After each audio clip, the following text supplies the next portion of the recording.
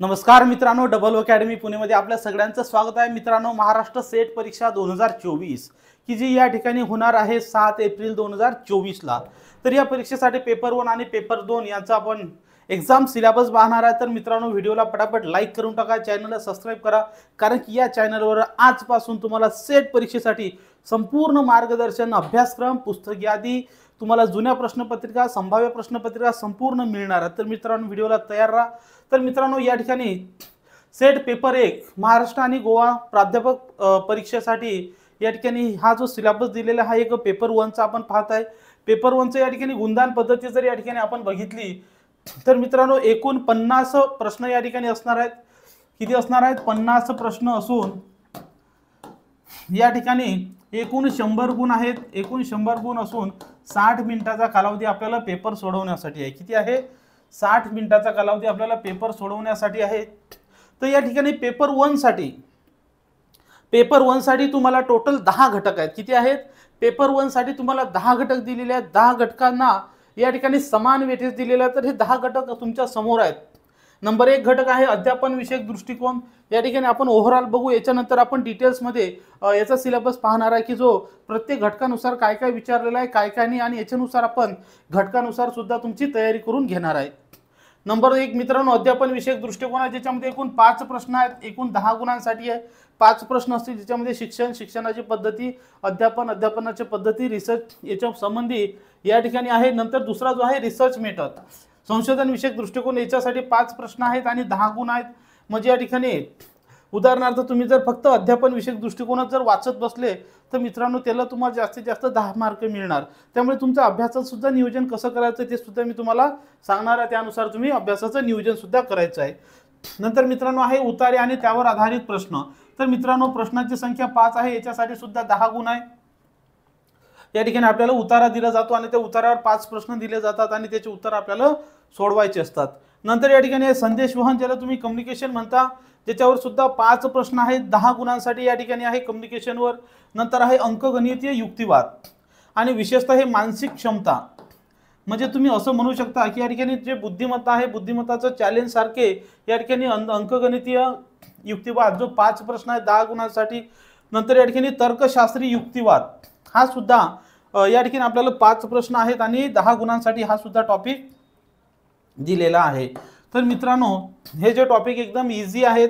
नंतर आकडेवारी विश्लेषण, या ठिकाणी आकडेवारी विश्लेषणचं जर बघितलं तर या ठिकाणी एक डेटा दिला जातो आपल्याला आणि त्या डेटावर आपल्याला विश्लेषण करायचं आहे, ज्याच्यामध्ये प्रमाण असेल किंवा पर्सेंटेज असेल, कोणाचे जास्त आहे कमी आहे, आपल्याला या ठिकाणी बघायचं आहे। त्याच्यामध्ये 5 प्रश्न 10 गुण। माहिती आणि संदेशवहन, या ठिकाणी टेक्नॉलॉजी आहे, इन्फॉर्मेशन अँड टेक्नॉलॉजी ICT मध्ये या ठिकाणी 5 प्रश्न आहेत आणि 10 गुण, ज्याच्यामध्ये आजकाल जे सोशल मीडिया आहे या सगळ्या गोष्टीवर ते सर्व प्रश्न आपल्याला असतात। कम्प्युटर असेल, IT असेल, ईमेल असेल, सोशल वेबसाईट असेल, याच्याबद्दलचे प्रश्न असतात। नंतर आहे जनता, विकास आणि पर्यावरण। तर मित्रांनो, या ठिकाणी जनता, विकास आणि पर्यावरणामध्ये महत्त्वाचा घटक आहे पर्यावरण। तर पर्यावरणाशी निगडीत महत्त्वाचे काही गोष्टी असतील, पर्यावरणाच्या संस्था असतील, हवामान असेल, बदल असेल, या ठिकाणी ह्या ज्या सगळ्या काही संघटना असतील तर त्याच्याशी संबंधित 5 प्रश्न 10 गुण या ठिकाणी येतात। आणि नंतर या ठिकाणी उच्च शिक्षण प्रणाली कोणती आहे, उच्च शिक्षण प्रणालीशी संबंधित 5 प्रश्न आणि 10 गुण या ठिकाणी असणार आहेत। असे एकूण 50 प्रश्न आणि 10 गुण या ठिकाणी मित्रांनो आपल्याला आहेत। तर मित्रांनो, ही जो पेपर 1 आहे, पेपर 1 मध्ये आपल्याला कमीत कमी मित्रांनो या ठिकाणी 70 ते 80 गुण या ठिकाणी आपल्याला काय घेणं आवश्यक आहे। मित्रांनो, 80 गुण जर आपल्याला या ठिकाणी मिळाले तर एकाच झटक्यामध्ये आपण ही परीक्षा काय होऊ शकतो, क्लिअर होऊ शकतो। त्यामुळे आपल्याला कमीत कमी टार्गेट ठेवायचं आहे 80 गुणांचं। 80 गुणापैकी काही टॉपिक असे आहेत की ज्यामध्ये पैकीच्या पैकी मार्क मिळतात, जसे की गणितीय युक्तिवाद असेल, तर्कशास्त्री असेल, आकडेवारी असेल, उतारे असेल, नंतर पर्यावरण असेल, बरेचसे असे टॉपिक आहे की ज्याचे एकदम इझी आहे, काही टेन्शन नाही।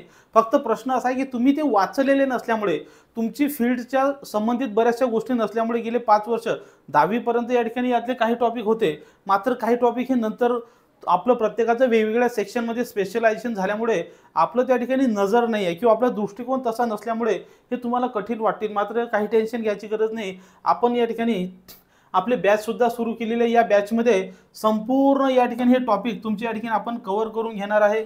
मित्रांनो, त्यासाठी नेट सेटची जी बॅच आहे आपली 1 तारखेपासून सुरू होत आहे। तुम्हाला अधिक माहितीसाठी हा नंबर आहे 8010457760 या नंबरवर तुम्हाला काय संपर्क करायचा आहे। तसंच डबल अकॅडमी पुणेचं जे आपलं ॲप आहे,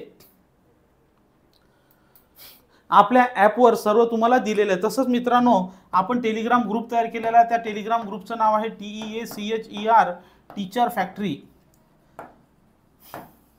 टीचर फॅक्टरी म्हणून या ठिकाणी आपण ग्रुप केलेला आहे। या ग्रुपवर ह्या सगळ्या माहिती मी काय वेळोवेळी अपडेट करत राहणार आहे, त्यामुळे तुम्ही ते सर्व ग्रुप जॉईन करून घ्या टेलिग्रामचा। तर या ठिकाणी मित्रांनो, आता पेपर 1 सामान्य अध्ययन पेपर 1 ज्याचा पेपर कोड क्रमांक 1 आहे। तर या पेपर 1 कशासाठी घेतला जातो, तर या ठिकाणी त्यांनी सांगितल्याप्रमाणे उमेदवारांच्या अध्यापन आणि संशोधन क्षमतेचं अचूक मूल्यमापन करणे हा त्याचा काय आहे, मूळ उद्देश आहे। कशाचा? हा त्याचा मूळ उद्देश आहे।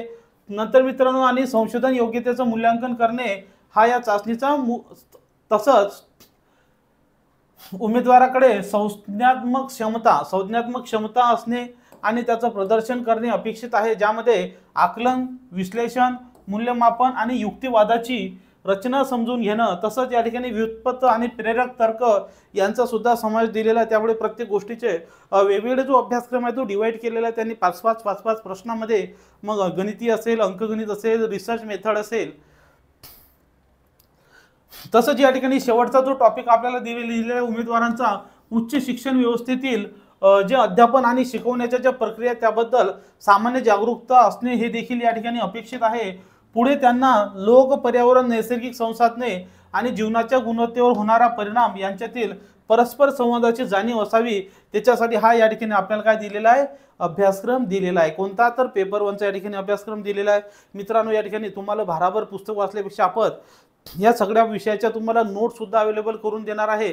बॅचमध्ये विशेषतः बॅच लाईव्ह असतील आणि या बॅचेसमध्ये तुम्हाला रेकॉर्डेड लेक्चर सुद्धा तुमच्या टाईमनुसार त्या ठिकाणी पाहायला मिळणार आहे। टेस्ट सिरीज सुद्धा तुम्हाला अवेलेबल होतील की ज्या जशाच्या तशा त्या ठिकाणी तुम्हाला प्रश्न त्या ठिकाणी येणार आहेत। तर याच्यासाठी तुम्हाला एकच काम करायचं, हा नंबर आहे, या नंबरवर संपर्क करायचा आहे आणि पेपर 1 आणि पेपर 2ची बॅच या ठिकाणी तुम्हाला चौकशी करून घेऊ शकता। फक्त तुम्हाला एक रिक्वेस्ट आहे की तुम्ही तुमचा जो पेपर 2 आहे, तुमच्या पेपर 2ची कोणता पेपर 2 आहे त्याचं एकदा कमेंट करा, म्हणजे मला त्या ठिकाणी एकच कळून येईल की नेमकं पेपर 2चे विद्यार्थी कोणत्या विषयाचे जास्त आहेत, ते तुम्हाला कमेंट करायचे आहे। तर मित्रांनो, पहिला जो युनिट आहे त्याच्यामध्ये टीचिंग ॲप्टिट्यूड आहे, तर ज्याच्यामध्ये कन्सेप्ट आहे, objective, levels of teaching, memory, understanding, तर हे सगळं इंग्लिशमध्ये सुद्धा आहे आणि आपलं या ठिकाणी मराठीमध्ये सुद्धा आपण दिलेलं आहे, मराठीमध्ये सुद्धा आहे। या ठिकाणी बघा, लाईव्ह रेकॉर्डेड लेक्चर, जुन्या प्रश्नपत्रिका सगळं या ठिकाणी दिलेलं आहे। तर या ठिकाणी मराठीमध्ये तुम्हाला जर वाचायचं म्हटलं तर अध्यापन अभियोग्यता, पहिल्या चॅप्टरचं नाव काय आहे, पहिल्या युनिटचं आहे अध्यापन अभियोग्यता, ज्याच्यामध्ये अध्यापनाची संकल्पना, अध्यापनाचे उद्दिष्टे, अध्यापनाचे स्तर, ज्याच्यामध्ये मेमरी, समजून घेणे आणि चिंतनशीलता याच्याबद्दल चर्चा आहे, त्याची वैशिष्ट्ये आणि त्याची आवश्यकता। तसंच या ठिकाणी आता शिकणाऱ्याची वैशिष्ट्ये बघा, अध्यापनाची वैशिष्ट्ये, शिकणाऱ्याची वैशिष्ट्ये, ज्याच्यामध्ये किशोरवयीन आणि प्रौढ विद्यार्थ्यांची वैशिष्ट्ये, तर त्या ठिकाणी त्यांची कोणकोणती वैशिष्ट्ये, ज्याच्यामध्ये शैक्षणिक असेल, सामाजिक असेल, तसंच भावनिक आणि संज्ञानात्मक वैशिष्ट्ये याचा सुद्धा आपल्याला अभ्यास आणि त्यातला जो आहे महत्त्वाचा फरक काय आहे, ह्या सगळ्या गोष्टी त्या चॅप्टरमध्ये विचारणार आहेत। नंतर नंबर 3 आहे की संबंधित अध्यापनावर परिणाम करणारे घटक। काय? नंबर 3 आहे संबंधित अध्यापनावर परिणाम करणारे घटक, ज्याच्यामध्ये शिक्षक असतील, विद्यार्थी असतील, सहाय्यक, त्याच्याशी संबंधित साहित्य असेल किंवा शिकवण्याच्या काही पद्धती असतील किंवा शिक्षणाचे वातावरण आणि संज्ञा असतील, तर यावर आपल्याला जास्तीत जास्त काय या ठिकाणी लक्ष द्यायचं। आणि या टॉपिकवर मित्रांनो 5 प्रश्न येणार आहेत। किती? 5 प्रश्न आणि 10 गुण या ठिकाणी असतील। तर याच्या नोट्स तुम्हाला आपण अवेलेबल करून देणार आहे, ज्याच्यामध्ये महत्त्वाच्या 3 गोष्टी लक्षात ठेवायच्या, अध्यापनाचे वैशिष्ट्ये, शिकणाऱ्याचे वैशिष्ट्ये आणि संबंधित अध्यापनावर परिणाम करणारे जे घटक आहेत।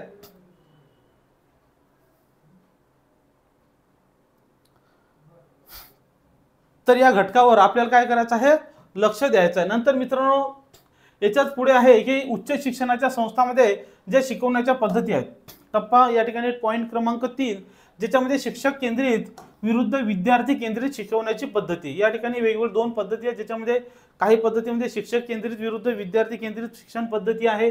नंतर या ठिकाणी ऑफलाईन विद्यार्थी विरुद्ध ऑनलाईन विद्यार्थी परिस्थिती, ज्याच्यामध्ये काय डिफरन्स आहे, काय फायदे आहेत, काय तोटे आहेत, तसंच याच्यासोबत स्वयं अध्ययन, स्वयंप्रभा, मॉक्स इत्यादी ज्या गोष्टी आहेत त्याचा सुद्धा आपल्याला अभ्यास करायचा आहे। नंतर शिक्षणाशी संबंधित सहाय्यक प्रणाली जी आहे, ज्याच्यामध्ये पारंपरिक शिक्षण प्रणाली, आधुनिक शिक्षण प्रणाली आणि आता आलेली ICT आधारित इन्फॉर्मेशन टेक्नॉलॉजीशी संबंधित जी आधारित आहे शिक्षण पद्धती ती या ठिकाणी असणार आहे. नंतर मूल्यमापन, तर या ठिकाणी आता मूल्यमापन करण्याची प्रणाली आहे, ज्याच्यामध्ये मूल्यमापनाचे काही घटक असतील, त्याचे प्रकार, उच्च शिक्षणातील चॉईस बेस्ड क्रेडिट सिस्टम, तसंच त्यामधील मूल्यमापन, नंतर कम्प्युटर आधारित टेस्ट ज्याला आपण CBT म्हणतो, कम्प्युटर बेस्ड टेस्ट म्हणतो, तसंच सर्वकष मूल्यमापन आणि प्रणालीमधील नवकल्पना, म्हणजे या ठिकाणी काय काय इनोव्हेशन आहे. तर या सगळ्या गोष्टीचा जो घटक आहे हा एक युनिट आपल्याला 5 मार्कासाठी आहे. लक्षात ठेवा, काही जणांसाठी हा अभ्यासक्रम खरंच नवीन असेल की जो तुमच्या शिक्षणाची काही संबंधित नसेल, तरी सुद्धा या ठिकाणी याचा आपल्याला अभ्यास करायचा, कारण की आपल्याला पैकीच्या पैकी मार्क मिळवायचे आहेत. नंतर या ठिकाणी दुसरा जो आहे रिसर्च ॲप्टिट्यूड, दुसरा टॉपिक जो आहे रिसर्च ॲप्टिट्यूड. रिसर्च ॲप्टिट्यूड म्हणजे जर बघितलं, रिसर्च म्हणजे या ठिकाणी आहे संशोधन अभियोग्यता. संशोधन अभियोग्यता जर या ठिकाणी बघितलं तर पहिला प्रश्न आहे संशोधनामध्ये या ठिकाणी आपल्याला संपूर्ण माहिती पाहिजे की संशोधनाचा अर्थ काय, संशोधनाचे प्रकार काय, संशोधनाचे वैशिष्ट्ये काय आहेत, तसंच संशोधनाच्या काही पद्धती आहेत ज्याच्यामध्ये सकारात्मक संशोधन आणि त्याच्यासाठी पोस्ट सकारात्मक दृष्टिकोन हे या ठिकाणी आपल्याला माहित पाहिजे. नंतर संशोधनाच्या ज्या पद्धती आहेत ज्याच्यामध्ये ज्या प्रायोगिक पद्धत आहे, वर्णनात्मक पद्धत काय, ऐतिहासिक पद्धत, गुणात्मक पद्धत आणि परिणामात्मक पद्धत, तर या संशोधन अभियोग्यता या घटकामध्ये ह्या सर्व काय आहे पद्धती आहेत. तर या पद्धतीमध्ये सुद्धा आपल्याला अभ्यासक्रम दिलेला त्यानुसार एखादा प्रश्न पद्धतीवर येणार. नंतर या ठिकाणी संशोधनाचे कोणकोणते टप्पे आहेत ते टप्पे, नंतर संशोधन आणि लेखनामध्ये संदर्भाचे स्वरूप आणि शैली, तसंच या ठिकाणी संशोधनामध्ये ICTचा वापर, म्हणजे या ठिकाणी संशोधनामध्ये ICTचा वापर, तर आपल्याला माहिती आहे आता रिसर्च करण्यासाठी जास्तीत जास्त आपण ICTचा वापर करतो, ज्याच्यामध्ये वेगवेगळे ऑनलाईन डिजिटल प्लॅटफॉर्म आहेत, जसं की YouTube असेल, Google असेल, वेगवेगळ्या सोर्सचा विकिपीडिया असेल, तर यांचा आपण जो वापर करतो त्या वापर संबंधी हा जो युनिट क्रमांक 2 आहे, त्या युनिट क्रमांक 2 वर सुद्धा 5 प्रश्न येतात. किती? 5 क्वेश्चन आणि 10 मार्क्स. तर या ठिकाणी आपण प्रत्येक टॉपिकवर मिनिमम 20, या ठिकाणी 40-40, 50-50 MCQ आपण त्या ठिकाणी घेणार आहे, की जेणेकरून आपला तो टॉपिक काय होऊन जाईल, पूर्णतः कव्हर होऊन जाईल, जेणेकरून आपल्याला जास्तीत जास्त या ठिकाणी तो टॉपिक समजण्यास हे होईल. आज तुम्हाला या ठिकाणी कठीण वाटत असेल, मात्र कुठलंही टेन्शन घ्यायची गरज नाही, हे अजिबात काही कठीण नाही. नंतर या ठिकाणी तिसरा जो आहे कॉम्प्रिहेन्शन मध्ये या ठिकाणी काय आकलन म्हणजे या ठिकाणी काय उतारा आहे, ज्याच्यामध्ये मजकुराचा उतारा असतो. उतारातून आपल्याला 5 प्रश्न विचारले जातात. ऑलरेडी आपलं एवढं मोठं वाचन झालेलं आहे, तर या ठिकाणी आपल्याला उतारा म्हणजे पैकीच्या पैकी मार्क मिळवून देण्याचं साधन आहे. फक्त या ठिकाणी आपल्याला काय त्याची तयारी एकदा करायची आहे. नंतर चौथा चॅप्टर आहे, चौथा युनिट आहे ज्याच्यामध्ये संप्रेषण कौशल्य. तर या ठिकाणी संप्रेषणाचा अर्थ काय आहे, संप्रेषणाचे कोणकोणते प्रकार आहेत, वैशिष्ट्ये आहेत, नंतर यात प्रभावी संश्लेषण कसे असणार आहे, मौखिक असेल की गैरमौखिक असेल की आंतरसांस्कृतिक असेल किंवा समूह संप्रेषण असेल किंवा वर्गातील संप्रेषण असेल, तर या ठिकाणी साहजिकच संप्रेषणासाठी आपल्याला कोणकोणते अडथळे येतात, संप्रेषण कसं या ठिकाणी प्रभावी करायचं आहे, त्याच्यासोबत संप्रेषणामध्ये महत्त्वाचं म्हणजे काय आहे, मास मीडिया आणि सोसायटी, ह्या सगळ्या गोष्टीचा सुद्धा युनिट 4 मध्ये अभ्यास करायचा. हा सुद्धा युनिट 5 प्रश्न आणि 10 गुणांसाठी असणार आहे. नंतर या ठिकाणी पुढचा 6वा या ठिकाणी टॉपिक आहे ज्याच्यामध्ये गणितीय तर्क आणि अयोग्यता. गणितीय तर्कामध्ये विशेषतः हे बुद्धिमत्ताशी संबंधित आहे. कशाशी संबंधित आहे, बुद्धिमत्ताशी संबंधित आहे, ज्याच्यामध्ये तर्काचे प्रकार आहेत, संख्या मालिका आहे, पत्र मालिका आहे, संहितांचे संबंध, गणितीय योग्यता ज्याच्यामध्ये आपल्याला अपूर्णांक, वेळ, अंतर, गुणोत्तर, प्रमाण, टक्केवारी, नफा तोटा, व्याज आणि सवलत, सरासरी इत्यादी 5-10 चॅप्टर आहेत. तर त्या 5-10 चॅप्टरचा आपल्याला त्या ठिकाणी अभ्यास करायचा आहे. नंतर या ठिकाणी पुढचं लॉजिकल रिझनिंग. लॉजिकल रिझनिंग मध्ये आपल्याला सर्वात सोपी आहे वितर्काची रचना समजून घेणे, ज्याच्यामध्ये युक्तिवादाचं स्वरूप असेल, स्पष्ट प्रस्तावाची रचना, मनस्थिती आणि आकृती. या ठिकाणी आपल्याला आकृत्या दिल्या जातात, त्याच्यामध्ये अनौपचारिक त्रुटी, नंतर भाषेचे उपयोग, संज्ञा आणि संज्ञाचे अर्थ, विरोधाचा शास्त्रीय वर्ग, नंतर मूल्यमापन आणि अनुत्मक आणि प्रेरक तर्क वेगळे करणे.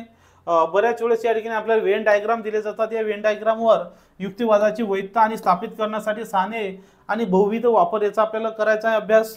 नंतर भारतीय तर्कशास्त्रामध्ये ज्ञानाचे साधन असतील आणि प्रमाणसमध्ये प्रतीक्षा, अनुमान, उपमना, शब्द, अर्थपट्टी आणि अनुपलब्धी, तर या सगळ्या गोष्टी त्यात दिलेल्या आहेत. तसंच याच्यामध्ये आपल्याला जे लॉजिकल रिझनिंग मध्ये रचना आणि अनुमानाचे प्रकार दिलेले आहेत, नंतर अनुमानाची व्यापी आणि त्याचे हेतुवश भाव, हे सगळे या ठिकाणी आपल्याला लॉजिकल रिझनिंग मध्ये तुम्हाला याचा अभ्यास दिलेला आहे. नंतर पुढचा तुमचा जो टॉपिक आहे जो आहे डेटा इंटरप्रिटेशन. डेटा इंटरप्रिटेशन मध्ये या ठिकाणी डेटा म्हणजे काय, माहिती. डेटा म्हणजे काय, माहिती. तर या ठिकाणी माहिती प्रत्येकाला माहिती आहे, ज्याच्याकडे जास्त माहिती आहे तो सर्वात जगातील श्रीमंत आहे. आपण बघितलं की ज्याच्याकडे गुगल आहे तो सर्वात श्रीमंत आहे, कारण की गुगलकडे माहिती आहे. ज्याच्याकडे व्हॉट्सअप आहे, ज्याच्याकडे सगळ्या लोकांची माहिती आहे, ज्याच्याकडे फेसबुक आहे. तसंच या ठिकाणी माहिती म्हणजे डेटाचे स्रोत, त्याचे संपादन आणि त्याचं वर्गीकरण, नंतर परिणामवाचक डेटा आणि गुणात्मक डेटा यांची पूर्ण माहिती, त्यांचे वैशिष्ट्य, नंतर ग्राफिकल प्रतिनिधित्व ज्याच्यामध्ये आपल्याला बार चार्ट दिले जातात, काही हिस्टोग्राम दिले जातात, काही पाय चार्ट दिले जातात आणि काही टेबल चार्ट, काही लाईन चार्ट. तर अशा वेगवेगळ्या प्रकारचे चार्ट असतात. बऱ्याच वेळेस तुम्ही शेअर मार्केट बघता तिथं अशा प्रकारचे चार्ट असतात. कुठं बार चार्ट असतात, कुठं असे टेबल चार्ट असतात. त्याचा अभ्यास आहे. किंवा डेटाचं मॅपिंग करणे, नंतर डेटा इंटरप्रिटेशन करणे आणि डेटा आणि प्रशासन. तर हा जो टॉपिक आहे या टॉपिकवर तुम्हाला 5 प्रश्न आणि 10 गुण या ठिकाणी असणार. तर मित्रांनो आपण या ठिकाणी स्पेशली डिटेल्समध्ये हा सिलेबस पाहणार आहे, नंतर एक एक टॉपिकचा. तोपर्यंत आपण सध्या फास्टमध्ये ओव्हरऑल या ठिकाणी सिलेबस बघत आहे. नंतर आहे माहिती आणि संप्रेषण, ज्याला आपण इन्फॉर्मेशन अँड टेक्नॉलॉजी म्हणतो, ज्याच्यामध्ये सामान्य संक्षेपण आणि शब्दावली. उदाहरणार्थ याच्यामध्ये काय सांगितलेलं राहते तुम्हाला, सीयू. उदाहरणार्थ असं राहते सीयू. सीयू म्हणजे सगळ्यांना माहित आहे काय आहे, कंट्रोल युनिट. रॉम. रॉम म्हणजे काय, या ठिकाणी रीड ओनली मेमरी, म्हणजे असे शॉर्ट फॉर्म आपल्याला विचारले जातात. नंतर इंटरनेट, इंट्रानेट, ईमेल, ऑडिओ आणि व्हिडिओ कॉन्फरन्सची मूलभूत माहिती विचारली जाणार. नंतर उच्च शिक्षणामध्ये डिजिटल उपक्रम, नंतर ICT आणि प्रशासन. तर ICTचा आपल्याला या ठिकाणी काय काय उपयोग आहे तो त्या ठिकाणी असणार. आपण डिटेल्स बघणार आहे, टेन्शन घ्यायची गरज नाही. नंतर या ठिकाणी शेवटचा जो घटक आहे 9वा घटक, लोक विकास आणि पर्यावरण. तर याच्यामध्ये विकास आणि पर्यावरण हा एक टॉपिक आहे, ज्याच्यामध्ये मिलेनियम विकास आणि शाश्वत विकास म्हणजे MGD आणि SGD. MGD आणि SGDचे जे ध्येय आहेत, मिलेनियम विकास जो 2000 साली आलता आणि SGD जो 2020 साली या ठिकाणी आलेला आहे. तर या ठिकाणी शाश्वत विकास ध्येय आणि या ठिकाणी मिलेनियम विकास ध्येय, त्याच्यामध्ये एकूण 13 ध्येय आणि त्याचे मला वाटतं 69 उपध्येय आहेत. त्या सगळ्यांचा अभ्यास.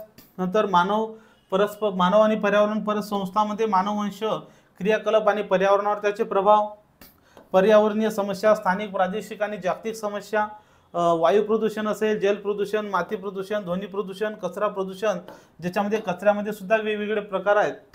तर कचरामध्ये घन कचरा, द्रव कचरा, बायोमेडिकल कचरा, घातक कचरा, इलेक्ट्रॉनिक कचरा, हवामान बदल आणि त्याचे सामाजिक, आर्थिक आणि राजकीय परिणाम.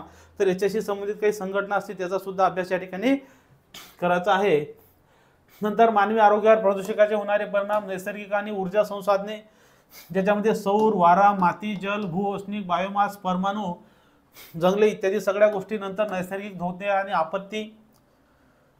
नंतर या ठिकाणी 1986 चा जो पर्यावरण संरक्षण कायदा आहे, हवामान बदलावरच्या राष्ट्रीय कृती योजना, नॅशनल ॲक्शन प्लॅन, आंतरराष्ट्रीय करार असेल ज्याच्यामध्ये मॉन्ट्रियल प्रोटोकॉल, रिओ समिट, जैविकतेचे महत्त्वाचे अधिवेशने, क्योटो करार, पॅरिस करार, आंतरराष्ट्रीय सौर अलायन्स NSA की ज्याचं हेडक्वार्टर कुठे आहे, गुरगाव या ठिकाणी आहे. आणि नंतर शेवटचा जो टॉपिक आहे तो आहे तुमचा 10 नंबरचा, उच्च शिक्षण प्रणाली. काय आहे उच्च शिक्षण प्रणाली, ज्याच्यामध्ये प्राचीन भारतातील उच्च शिक्षण आणि शिक्षणाच्या महत्त्वाच्या संस्था, नंतर स्वातंत्र्योत्तर भारत आणि उच्च शिक्षण आणि संशोधनाची उत्क्रांती, भारतातील प्राचीन आणि अपारंपरिक शिक्षण कार्यक्रम, तसंच व्यावसायिक, तांत्रिक आणि कौशल्यावर आधारित शिक्षण, मूल्य शिक्षण आणि पर्यावरण शिक्षक धोरणे, शासन आणि प्रशासन, शिक्षणाशी संबंधित अशा प्रकारे या ठिकाणी आपल्याला सर्व 10 टॉपिक काय असणार आहेत, राहणार आहेत. तर या ठिकाणी पेपर 1 मध्ये आपण काय काय करायचं आहे हे सगळ्या गोष्टी आपण संपूर्ण डिटेल्समध्ये 1 बाय 1 या ठिकाणी पाहणार आहे. आपण हा व्हिडिओ शेवटपर्यंत पाहिला त्याबद्दल धन्यवाद. या व्हिडिओचं आपण डिटेल्समध्ये या सोल्युशन बघणार आहोत, त्यामुळे या ठिकाणी आपण कुठेही जायचं नाही, चॅनल सबस्क्राईब करायचं आणि आपल्या मित्रांना सुद्धा सांगायचं आहे. आपली बॅच या ठिकाणी 1 तारखेपासून सुरू होत आहे. किती तारखेपासून? 1 तारखेपासून आपली बॅच या ठिकाणी सुरू होत आहे. तर सगळ्यांनी व्हिडिओला लाईक करायचा आहे, चॅनल सबस्क्राईब करायचं आहे. तुमचे काही प्रश्न असतील तर 80 10 45 7760 या क्रमांकावर काय करायचं आहे, संपर्क करायचा आहे. हा व्हिडिओ आपण शेवटपर्यंत पाहिला त्याबद्दल धन्यवाद. जय हिंद, जय महाराष्ट्र.